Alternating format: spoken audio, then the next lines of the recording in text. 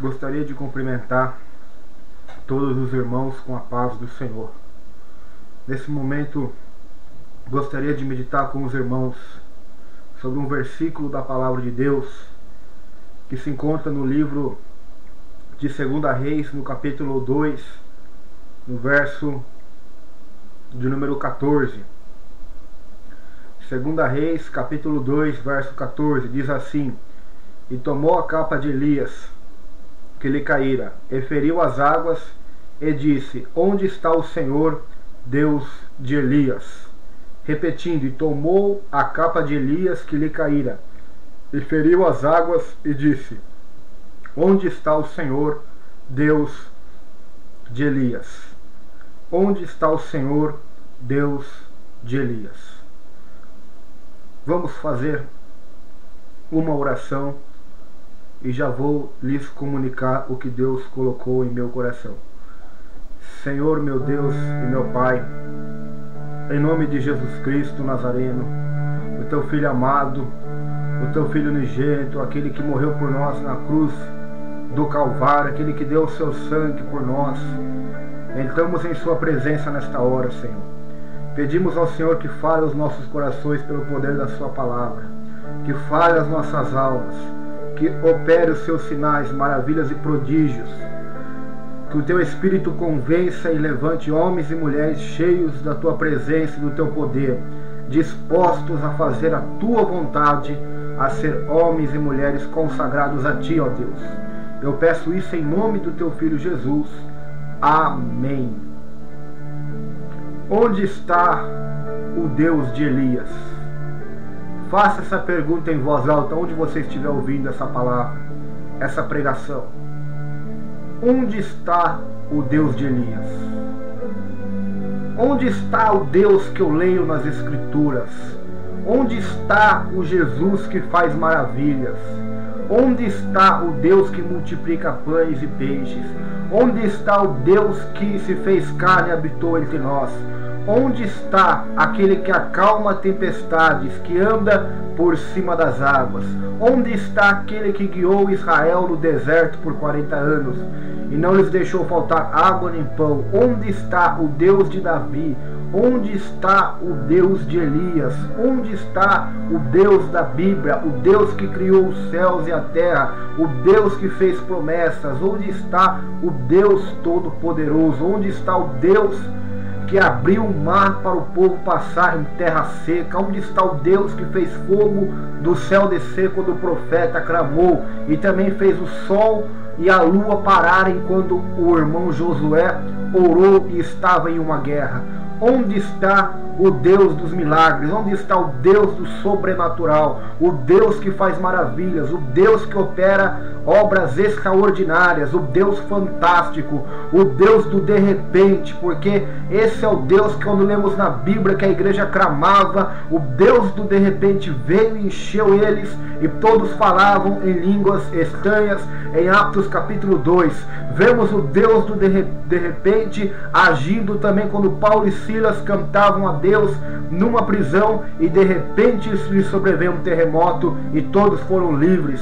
O Deus do de repente, o Deus dos absurdos, o Deus onipotente, o Deus todo-poderoso, o Deus onipresente, o Deus que está em todos os lugares, o Deus onisciente, que conhece e sabe todas as coisas, o Deus soberano, que age conforme aquilo que Ele quer, o Deus eterno, que não tem começo, meio nem fim, que é antes de todas as coisas e é o fim de todas as coisas, o Deus Todo-Poderoso.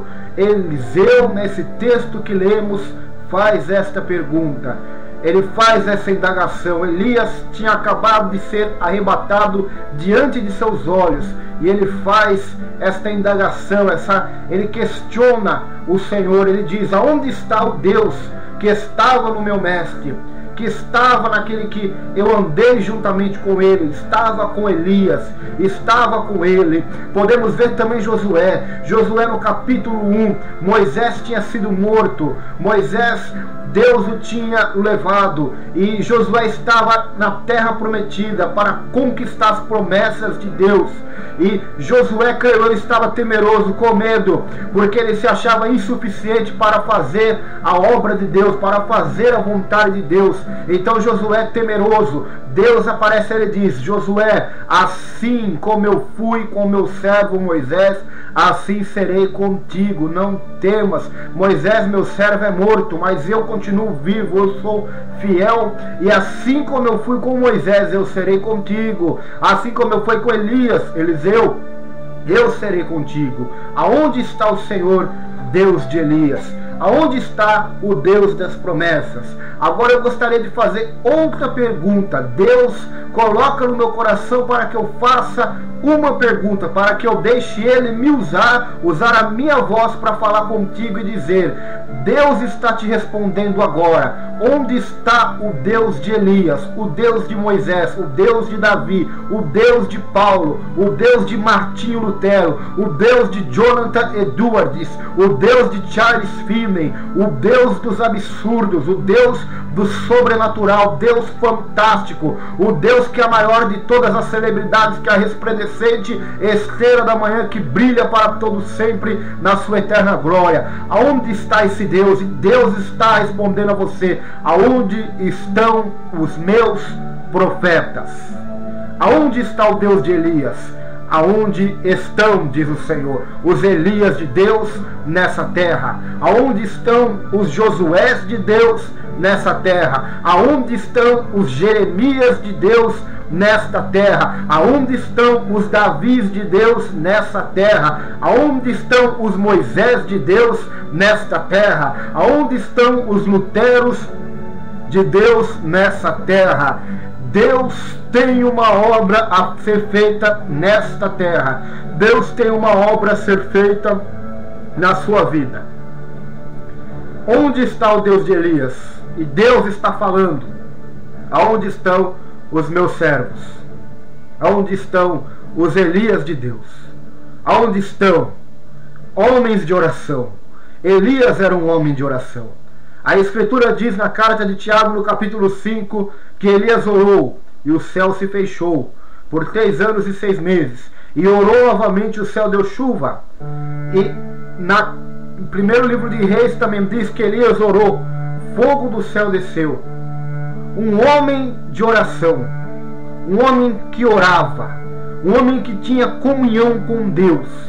Então, o Deus do sobrenatural, Deus dos milagres, o Deus que faz obras espetaculares, o Deus que quer converter cidades, converter sua família, converter seu coração, converter a sociedade a qual você convive, o lugar onde você trabalha, a escola a qual você estuda, a vizinhança onde você mora. O Deus dos impossíveis está perguntando: aonde estão os Elias, os homens, as mulheres de oração, os homens, as mulheres de lágrimas, os homens, as mulheres que se negaram a agradar Acabe e Jezabel para ter um compromisso com Deus Todo-Poderoso, que se negaram a adorar Baal para adorar somente o Deus vivo, que não se curvam diante de Mamon, que não se curvam diante da mentira, do adultério, da prostituição, do comércio,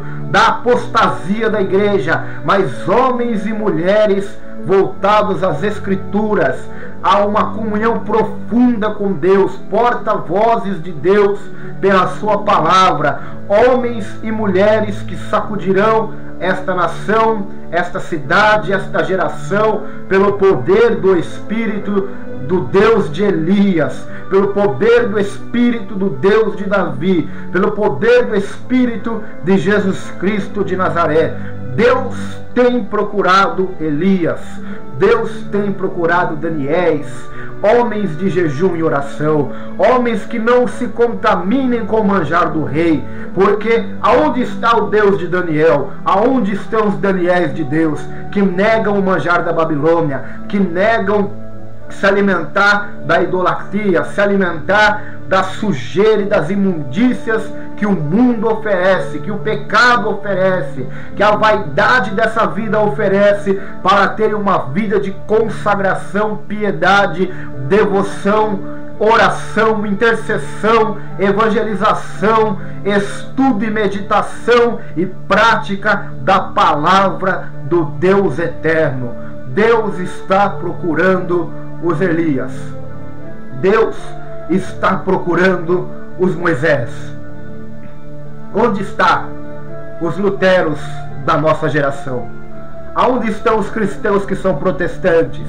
Aonde estão os cristãos que levantam a sua voz contra o pecado, que não apoiam a imoralidade, que não apoiam essa imundícia que está acontecendo no meio da igreja, essa teologia da prosperidade, este evangelho da facilidade, essa porta larga, esse caminho largo, essa igreja que quer agradar a Deus e agradar o mundo, essa Laodiceia espiritual que é morna e diz que é rica e não tem falta de nada, essa igreja que tem o nome de que vive, mas está morta, como era a igreja de Sardes em Apocalipse.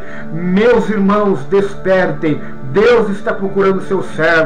Deus está procurando os luteros, aqueles que protestam, aqueles que não se curvam diante de uma liderança corrupta, mas que continuam firmes e solidificados nas escrituras sagradas, na palavra de Deus. Aqueles que podem dizer como Lutero: fiz uma aliança com Deus, que Ele não me mande sonhos, não me mande anjos, não me mande visões, porque eu já estou satisfeito com as escrituras, porque elas me dizem tudo o que eu preciso saber, o que diz respeito à salvação e à vida eterna. Homens que prefiram a morte do que contrariar a palavra de Deus, homens que prefiram Deus do que o mundo, que busquem agradar a Deus, homens como Paulo Deus procura. A Bíblia diz na carta de Gálatas que Paulo fala: se eu agradasse os homens, não seria servo de Cristo. E quantos pastores, quantas pessoas, quantos pregadores da prosperidade, pregadores do Evangelho Light têm agradado as pessoas, têm agradado aos homens e não têm proclamado a verdade de Deus, que o homem é pecador, não tem desafiado o pecador, não tem desmascarado o pecador,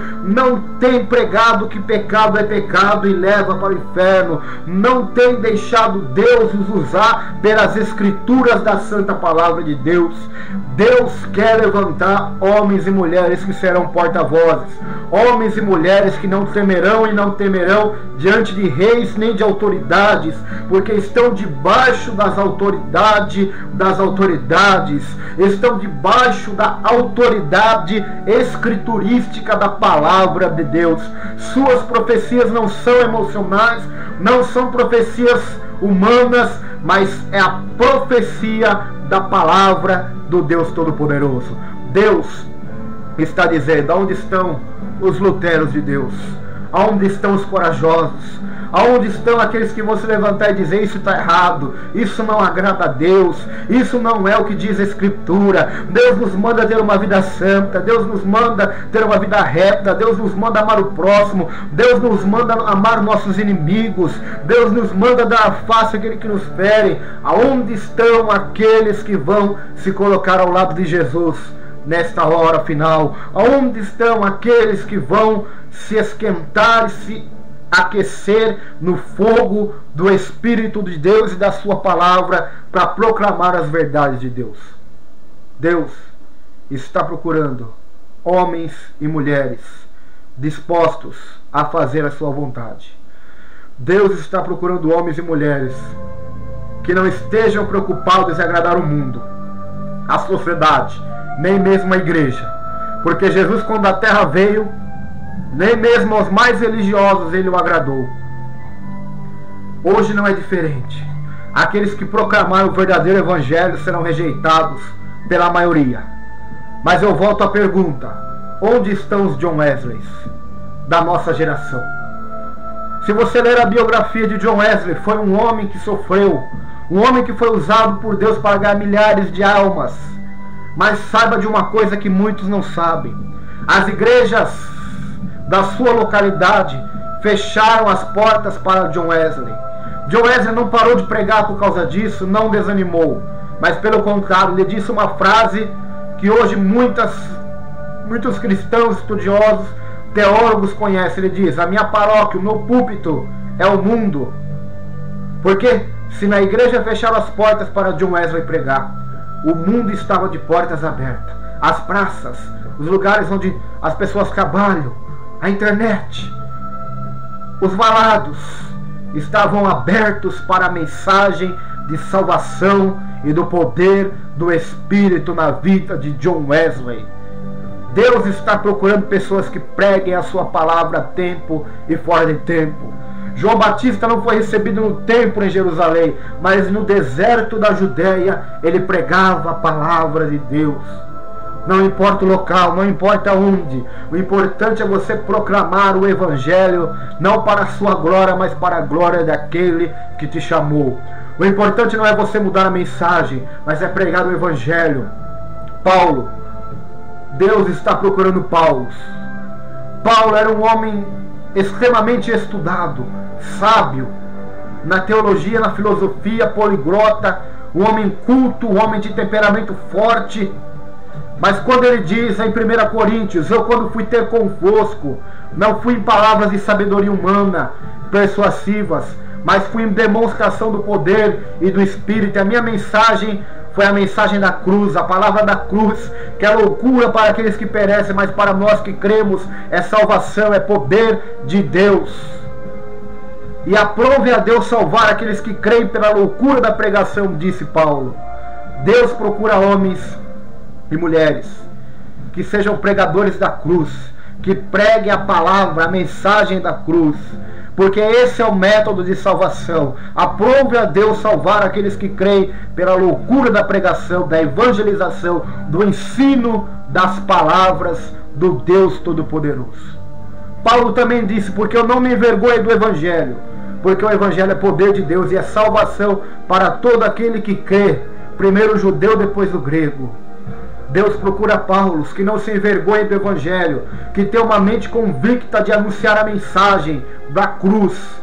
Não pregar a autoajuda, não pregar a prosperidade financeira, mas pregar a mensagem da cruz, a mensagem do Evangelho, a mensagem que Cristo morreu, logo todos devem morrer para o mundo, para as ambições do mundo, para o pecado, para ter uma nova vida com Deus, para viver para a glória de Deus. Essa é a mensagem do Evangelho. Pelo amor de Deus, isso que você tem ouvido muito encher tua cuca não é Evangelho. O Evangelho diz: quem quer me seguir, me servir, negue-se a si mesmo, morra para o mundo, tome a sua cruz e me siga, e pregue a minha mensagem, e perda a sua vida por amor a mim, porque quem perder a sua vida por amor a mim, disse Jesus, esse achará. Esse é o centro do Evangelho. No Novo Testamento vemos que todos eles andaram nessa mensagem. O apóstolo Paulo não tinha carros importados, não tinha casas na praia, não prosperou, não enriqueceu vendendo seus lenços e aventais.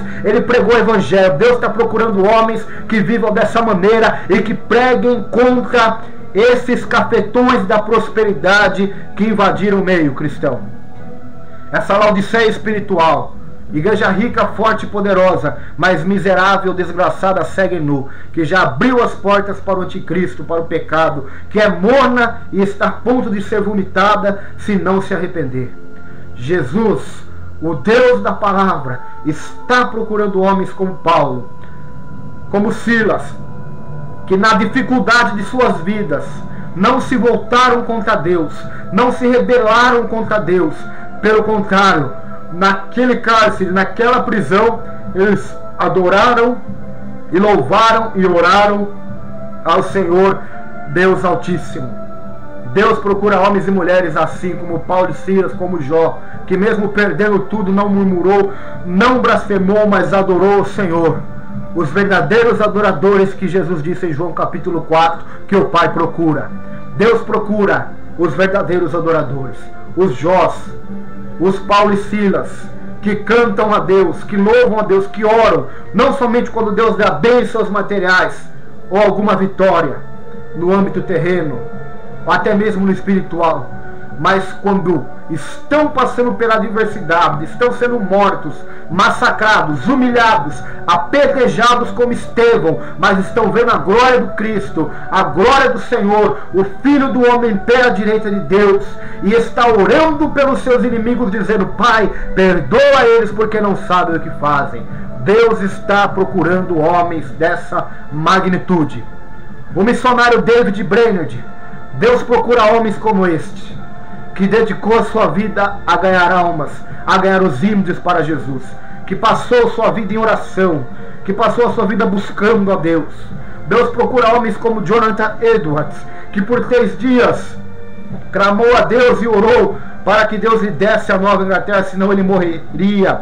E quando ele prega o sermão, pecadores na mão de um Deus irado, há um avivamento naquele lugar, há um abalo naquele lugar, porque um homem estava de joelhos, estava orando, estava sentindo a dor de Deus pelo pecado. Deus procura homens como David Wilkerson, um grande homem de Deus que Deus usou em Nova York para ganhar gangues e para trazer almas ao nome do Senhor. Aquele homem, uma mensagem dele, um chamado para angústia. Se você puder ouvir, ouça. Ele mesmo disse que ele sentiu a dor de Deus pelo pecado dos nova-iorquinos, pelo pecado daquelas pessoas. E como Neemias, ele sentiu a dor de Deus porque Jerusalém estava com as portas quebradas, com as muralhas caídas, com as portas queimadas ao fogo. Deus procura homens como Elias, como David Wilkerson, como Neemias, que sintam a dor de Deus ao ver a igreja apostatando, ao ver as pessoas caminhando para o inferno, até mesmo suas próprias famílias, a ver as pessoas desviadas dentro da casa de Deus,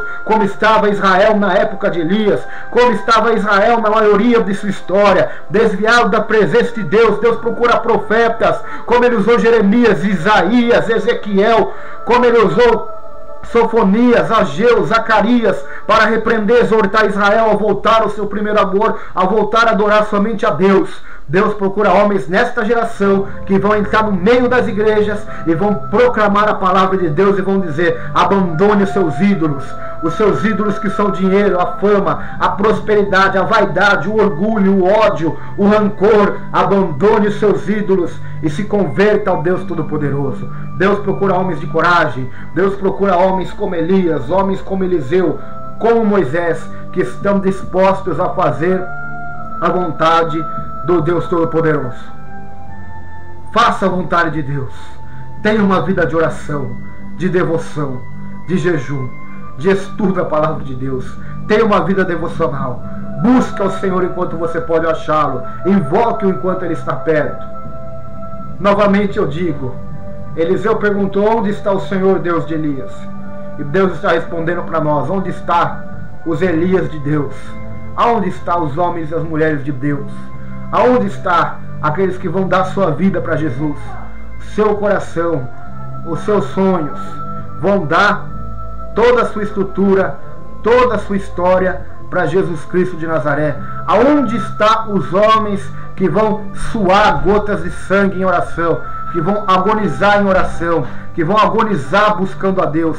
Aonde estão os homens e as mulheres que vão abalar o planeta Terra, não com a força do dinheiro, não com a força da violência, não com as armas atômicas, mas com a arma mais poderosa do planeta Terra, o poder do Espírito e da Palavra de Deus? Porque em Atos capítulo 1, versículo 8, Jesus disse: recebereis poder ao descer sobre vós o meu Espírito, e sereis minhas testemunhas, tanto em Jerusalém como em toda a Judéia, Samaria e até os confins da terra. Deus procura homens e mulheres para serem suas testemunhas.